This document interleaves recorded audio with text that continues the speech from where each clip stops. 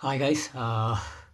చాలా వరకు నేను అంటే ప్రీవియస్ టైంలో న్యూస్‌లో గాని, లేతే బయట ఔట్‌సైడ్‌లో అంటే ఇన్ఫర్మేషన్ వస్తున్నప్పుడు చాలా జాగ్రత్తగా ఉండాలి. హైదరాబాద్‌లో అమ్మాయిలు చాలా డేంజర్ ఉంటారు. అది ఇది అని అంటే మేబీ అందరిని ఉద్దేశించి కాదు ఇది. ఒక పర్సనల్‌గా నా లైఫ్‌లో నాకు తెలిసిన ఒక ఫ్రెండ్ లైఫ్‌లో జరిగిందిది.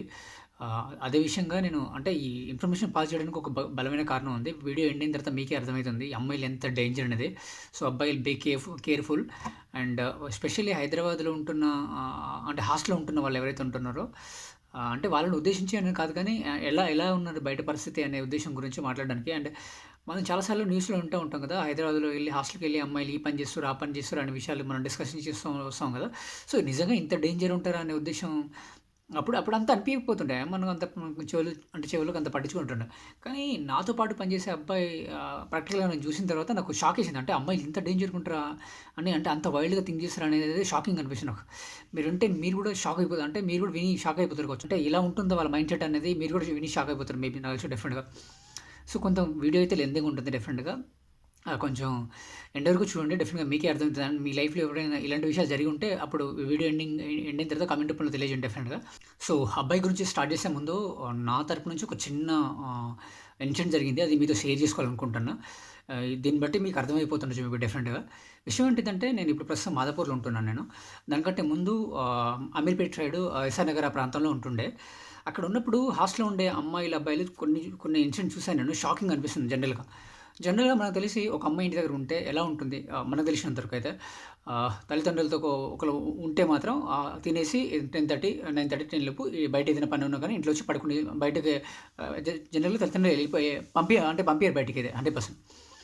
అదే హాస్టల్‌లో ఉంటే ఎవరేం అడగరేమో అనుకోని అంటే ఎవరు అడిగేటోళ్ళు ఇక్కడ చూసేటోళ్ళు ఎవరు ఉండరు కదా! హాస్టల్‌లో ఉన్నప్పుడైతే డెఫినిట్‌గా. నాకైతే షాకింగ్ అనిపించింది. ఎస్ఆర్ నగర్ ప్రదేశంలో ఉన్న కొన్ని హాస్టల్స్ ఉన్నాయి అటు సైడ్ అయితే. ఎట్లా అంటే ఆ బయట గల్లీలు ఉంటాయి కదా! ఇప్పుడు రోడ్ ఆ టైంలో నైట్ టైంలో ఎవరు ఉండరు కదా! 10:30, 11 కల్లా లోపల ఉండే గల్లీలో మెయిన్ రోడ్ తప్ప. ఎవరు ఉండరు కదా! ఆ గల్లీలు మొత్తం ఆ నిండా ఒకళ్ళనొకళ్ళు చేయి పట్టుకొని కూర్చొని ఉంటారు హాస్టల్ ముందే. షాక్ అంటే షాకింగ్ అనిపిస్తుంది. జనరల్‌గా హాస్టల్ ఎప్పుడు క్లోజ్ చేస్తారు? 10:30 ఆ టైం కల్లా. ఆడపిల్లల హాస్టల్ అయితే కొంచెం కేర్ తీసుకుంటారు. ఏదైనా జరుగుతదేమో అని హాస్టల్ వాళ్ళు భయపడతారు యాక్చువల్లీ. కానీ వాళ్ళని చూసిన తర్వాత నాకైతే షాక్ అంటే షాకింగ్ అనిపిస్తుంది. అంటే ఎవరో బయట నుంచి వస్తారు వాళ్ళకి తెలిసిన అబ్బాయిలు ఎవరైనా సరే. వాళ్ళు రోజంతా అక్కడ ఉండి మాట్లాడతారు. చాలా సేపు వాళ్ళ పక్కన కూర్చొని 10:30, 11 అయినా అక్కడే ఉంటారాళ్ళు. నాకు అనిపించింది షాకింగ్. అదే ఇంటి దగ్గర ఉంటే అమ్మాయి అట్లా చేస్తదా? నాకదే అర్థం కాలేదు యాక్చువల్‌గా.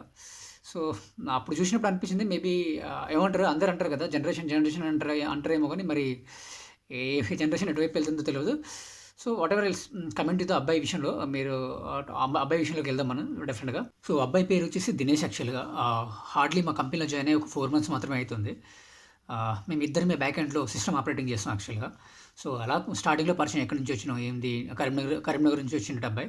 సో, ఎక్కడి నుంచి వచ్చినావు? ఏంటి? ఏం చదువుతున్నావు? దీనికన్నా ముందు ఏం చేసినావు అంటే, సో, వాడేం చెప్పిండు అన్న దీనికన్నా ముందు ఏ జాబ్ చేయలేదన్న యాక్చువల్‌గా. ఆహ్, ఎకనామికల్ అంటే కొంచెం మనీ ప్రాబ్లమ్ వల్ల జాబ్ చేయాల్సొస్తుంది. దీనికన్నా ముందు నేను గవర్నమెంట్ జాబ్ కోసం ప్రిపేర్ అయ్యాను నేను. కొన్ని ఎగ్జామ్స్ అటెంప్ట్ చేశాను కానీ టైర్ 2లో అట్లా పోవడం జరిగింది. సో, కొంచెం ప్రాబ్లమ్ అవ్వడం వల్ల జాబ్ జాయిన్ అయ్యానన్న అని చెప్పిండాడు. సరే ఆబ్వియస్లీ ఎవరైనా ఏముంటుంది పైసల కోసమే కదా ప్రాబ్లమ్ వచ్చేది కాబట్టి నేను కూడా ఇక లైట్ తీసుకున్నాను నేను. స్టార్టింగ్‌లో ఆ రోజు ఆఫీస్‌లో ఉన్నప్పుడు ఏదైనా అంటే అమ్మాయితో ఫోన్‌లో మాట్లాడుతుంటే అడిగానన్నట్టు. "ఏందిరా ఎవరు గర్ల్ ఫ్రెండ్" అన్నట్టంటే అవునన్నా అని చెప్పిన. అంతే అంతకు మించి నేనేం అడగలే. అబ్బాయిని ఎప్పుడు ఈ డిస్కషన్స్ పర్సనల్ విషయాలు ఏది అడగలేదు యాక్చువల్‌గా. సో, సడెన్‌గా ఒక అంటే 4 మంత్స్ అయింది కదా! నేను జాయిన్ అని చెప్పింది. ఆ 4 మంత్స్ తర్వాత యాక్చువల్‌గా వన్ వన్ వన్ అంటే ఒక 10 డేస్ నుంచి లాస్ట్ 10 డేస్ నుంచి అసలు రావట్లేదు అబ్బాయి డ్యూటీకి. సో, అడుగుతుంటే అన్న కొంచెం పర్సనల్ ప్రాబ్లమ్ ఉందన్న రాలేకపోతున్నా. కొంచెం పర్సనల్ ప్రాబ్లమ్ అంటే విషయాలున్నాయన్న అందుకు నేను రాలేకపోయానన్న అని చెప్పినాడు. కానీ వాడు లేకపోతే కొంచెం బ్యాక్ ఎండ్‌లో చాలా వర్క్ ఎక్కువ పెండింగ్ అయితా ఉంటుంది. సో, మా పైన హెచ్ఆర్ అని చెప్పిండు. అసలు ప్రాబ్లమ్ ఏంటిదో కనుక్కోరా రమేష్ ఒకసారి అన్నట్టు మాట్లాడిండు నాతో. సో, నేను దాన్ని అదే ప్రాసెస్ ఫాలో అయ్యి నేను ఆయనని అడగడం జరిగింది యాక్చువల్‌గా. "అరే ఏమైందిరా అంత అంత ఏం ప్రాబ్లమ్ వస్తుందిరా" అనే విషయంలో ఒకరోజు వాడిని కెఫేకి రమ్మన్నా నేను. ఆ రోజు నా లైఫ్‌లో నేను విన్నప్పుడు షాకింగ్ అనిపించింది. అంటే ఇంత ఘోరంగా ఉంటారా అనేది షాకింగ్ అనిపించింది యాక్చువల్‌గా. చెప్పిన విషయాలు ఏంటంటే, "అన్న నాకు అదే స్టార్టింగ్‌లో ఆఫీస్‌లో ఉన్నప్పుడు చెప్పాను కదన్నా! నాకు ఒక గర్ల్ ఫ్రెండ్ ఉందని ఆ విషయం గురించి. అయితే ఏమైందిరా ఇప్పుడు ప్రాబ్లమ్ గొడవలైతే కామనే కదా!" అన్నట్టు నేను అనుకున్నా యాక్చువల్‌గా. వాడు చెప్పిన తర్వాత మైండ్ ఫ్యూజ్‌లు ఎగిరిపోయినాయి. అంటే హాస్టల్‌లో ఉండే అమ్మాయిలు ఇంత ఘోరంగా ఉంటారని అనిపించింది నాకు. ఆడు యాక్చువల్‌గా ఆ జాబ్‌లో జాయిన్ అయిందంటే అమ్మాయి కోసం అంట. వాడికి ఇంటి దగ్గర నుంచి పంపించి హాస్టల్ రెంట్ కట్టుకునేంత ఉంది. కానీ ఆ అమ్మాయికి కొంచెం చూసుకోవాలనే ఉద్దేశ్యంతో వాడు హాస్టల్‌లో జాయిన్ అయ్యిండంట. యాక్చువల్ అమ్మాయి స్టోరీ వింటే మీరు స్టన్ అయిపోతారు ఫస్ట్ ఆఫ్ ఆల్. ఎంత మానిప్యులేటేషన్ అనేది. విషయం ఏంటిదంటే ఆ అమ్మాయి కూడా చదువుతుంది యాక్చువల్. తను కూడా చదువుతుంది. తను చదవడం కోసం ఈ అబ్బాయి హాస్టల్ ఫీజు కడతాడు. సరే రిలేషన్‌లో ఒకళ్ళొకరు నిలబడడం కోసం హాస్టల్ ఫీజు కడుతుండు అనుకున్నా ఓకే. నేను కాదనట్లే నేను. అంటే ఒకళ్ళొకరు మేబీ లైఫ్‌లో కలిసి బతుకుతారు కావచ్చు. అందుకోసం నా అబ్బాయి సపోర్ట్ చేస్తాను కావచ్చు అని అనుకున్నా. దాన్ని నేను అగ్రీ చేశాను. నేను ఓకే అనుకున్నా. విషయం ఏంటిదంటే షాకింగ్ అనిపించింది అబ్బాయి. అబ్బాయి చెప్పిన విషయాల్లో నాకు షాకింగ్ అనిపించింది ఏంటంటే, ఆ అమ్మాయికి ఆల్రెడీ పెళ్ళయిందంట. పెళ్ళై విడాకులైంది అమ్మాయికి. వచ్చి దాని తర్వాత ఎడ్యుకేషన్ మీద ఫోకస్ చేసి చదువుకుంటుందంట. ఆ విషయం అబ్బాయికి ఎప్పుడు తెలిసింది? స్టార్టింగ్ లవ్ చేసుకునేటప్పుడు అంట ఏం తెలియదు యాక్చువల్‌గా. అసలు స్టార్టింగ్ లవ్ చేసుకునేటప్పుడు ఏం తెలియదు. ఏం చెప్పలేదంట.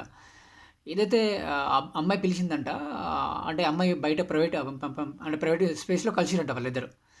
అంటే ఇంటిమేట్ లాంటి సీన్స్ దగ్గర కలిసినప్పుడు అమ్మాయి అయిపోయిన తర్వాత చిన్నగా చెప్పిందంట. అవును, నాకు స్టార్టింగ్‌లో చిన్నగా ఉన్నప్పుడే మా ఇంట్లో పెళ్లి చేసిర్రు అది ఇది అని చిన్నగా చెప్పిందంట ఆ అబ్బాయితోటి. నీతో అంటే చెప్తే అంటే భయమేసింది నాకు నీతో చెప్పాలనిపిస్తే, మళ్ళీ నువ్వు నన్ను ఎక్కడో వదిలేసి వెళ్ళిపోతావని ఉద్దేశంతో నీకు ఇన్ని రోజులు చెప్పలేదు యాక్చువల్‌గా. కానీ పెళ్లి అయింది జస్ట్ అంతేగా, నేను ఒక్కరోజు కూడా అక్కడ ఉండలేదు అనే ఉద్దేశంతో అమ్మాయి చెప్పి కొంచెం సాఫ్ట్‌గా చెప్పి అబ్బాయిని అంటే కొంచెం అర్థమయ్యేలా, అంటే ఏమంటారు దాన్ని, నచ్చచెప్పుకుందనుకోండి డెఫినిట్‌గా. సో, దాని తర్వాత అలా చెప్పేసరికి వాడు కూడా కొంచెం ఏం ఆలోచించుండు, మేబీ ఏమో మరి మనోడికి అంత గోల్డెన్ హార్ట్ ఏందో, అంటే పోనీ లైఫ్‌లో ఇలాంటివి జరుగుతూ ఉంటాయి కాబట్టి అర్థం చేసుకుందాం, మనమే అర్థం చేసుకుందాం అనుకుని మూవ్ ఆన్ అయిపోయిండు అక్కడి నుంచి. సరే బానే ఉంది. అమ్మాయి పెళ్ళైపోయింది.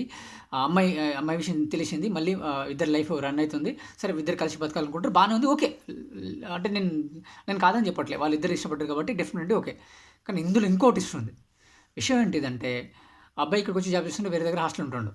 అమ్మాయి వేరే దగ్గర ఉంటుంది. వేరే దగ్గర హాస్టల్ ఉంటుంది. ఈ అబ్బాయి పంపించిన డబ్బులు గానీ, ఏదైనా చేసే విషయాలు ఏదైతే ఉంటాయో, ఆ అమ్మాయి వేరే వాళ్ళతో తిరుగుతుంది. ఈ అబ్బాయికి తెలవదు. ఎక్కడున్నావు అంటే హాస్టల్‌లో ఉన్నాను, స్టడీ హాల్‌లో ఉన్నాను, స్టడీ హాల్‌లో ఉన్నాను ఇంతే తెలుసు. ఒకరోజు అంటే ఫుల్ ఫీవర్ వస్తుంది. మా ఫ్రెండ్ తీసుకెళ్తుందని 2, 3 సార్లు చెప్పిందంట. ఒకరోజు వెళ్లి తనకు డౌట్ వచ్చి వెళ్లి చూసిండు యాక్చువల్‌గా. నిజంగా ఫ్రెండా లేకపోతే ఏంటిదనే విషయం వచ్చి డౌట్ వెళ్లి 2, 3 సార్లు గమనించిండు ఇట్లా. అదేమో అబ్బాయిలతోటి బండి మీద తిరుగుతుంది. అబ్బాయిలతో బయట హాస్టల్ బయట గంటలుగా 10:30 నుంచి 11:30 ఆ టైంలో కూర్చొని, అంటే ఏం ఫ్రెండ్, అంతకన్నా ఫ్రెండ్ ఉంటారా? 11:30 వరకు నువ్వు బయట హాస్టల్ బయట కూర్చొని మాట్లాడేంత ఫ్రెండ్ ఉంటారా? సిటీలో నిన్ను బండి మీద కూర్చోబెట్టుకొని తిప్పేంత ఫ్రెండ్ ఉంటారా? షాకింగ్ అనిపించింది యాక్చువల్లీ. ఆ అమ్మాయిని డైరెక్ట్‌గా ఇట్లా ముఖం మీద పట్టుకొని అడిగితే అమ్మాయి ఏం చెప్పింది తెలుసా? నీకు నా మీద నమ్మకం లేదు, మన ఇద్దరు రిలేషన్ సెట్ అవ్వద్దు, నన్ను వదిలేయి అని చెప్పిందంట. ఎంత సింపుల్‌గా చెప్పేసింది. నీకు నా మీద నమ్మకం లేదు, నన్ను వదిలేయి, నువ్వు నన్ను అనుమానిస్తున్నావని చెప్పిందంట. వాడు దాన్ని తట్టుకోలేక మైండ్ అని ఎవరైనా అంతే కదా. పైగా ఇప్పుడు ఆ అమ్మాయి హాయిగానే ఆడితో తిరుగుతుంది. హాస్టల్ తిరుగుతుంది, ఎంజాయ్ చేస్తుంది. షాకింగ్ అనిపిస్తుంది. ఏందిరా బాబు ఇంత ఘోరం ఉన్నారు, ఇంత మ్యానిపులేట్ ఉంటాడు. సీ, ఏదైనా వాల్యుబుల్ వాటి కోసం కొంచెం ఆలోచించి చేస్తే బాగుంటుందనేది నా ఒపీనియన్. మళ్ళీ లైఫ్ ఈ అబ్బాయిని మోసం చేస్తుండొచ్చు, కానీ లైఫ్ ముందుకెళ్ళే కొద్దీ తను కూడా అందుకనే జనరేషన్‌లో పెళ్లి చేసుకోవాలంటే భయమేస్తుంది. ఎస్పెషల్లీ అమ్మాయిల కంటే అబ్బాయిలు ఎక్కువ భయపడతారు యాక్చువల్లీ. పెళ్ళంటే చాలా భయపడతారు యాక్చువల్లీ. సో, అందుకోసం ఈ విషయం అమ్మాయిలు కూడా చెప్తాను నేను. అబ్బాయిలు కూడా ఇలాంటి వాళ్ళు ఉండరని కాదు చెప్పట్లేదు నేను. సో, బీ కేర్‌ఫుల్ యాక్చువల్‌గా. ఎందుకంటే పేరెంట్స్‌తో ఉండి, ఆ కమిట్మెంట్ ఉండి ఏదైనా పెళ్లి ఇలాంటివి చేసుకోవాలనుకుంటే వాళ్ళ ఆధ్వర్యంలో చేసుకొని వాళ్ళని అంటే ఏమంటారు, వాళ్ళ ఒపీనియన్‌లో చేసుకుంటే బాగుంటుంది నా ఒపీనియన్. సో, బీ కేర్‌ఫుల్ యాక్చువల్‌గా. ఇది నాకు అనిపించింది యాక్చువల్లీ. హైదరాబాద్‌లో ఇంకా డేంజర్ ఉన్నారు అమ్మాయిలు, బయట అవుట్ సైడ్ అయితే దీనికన్నా దారుణం ఉన్నారు.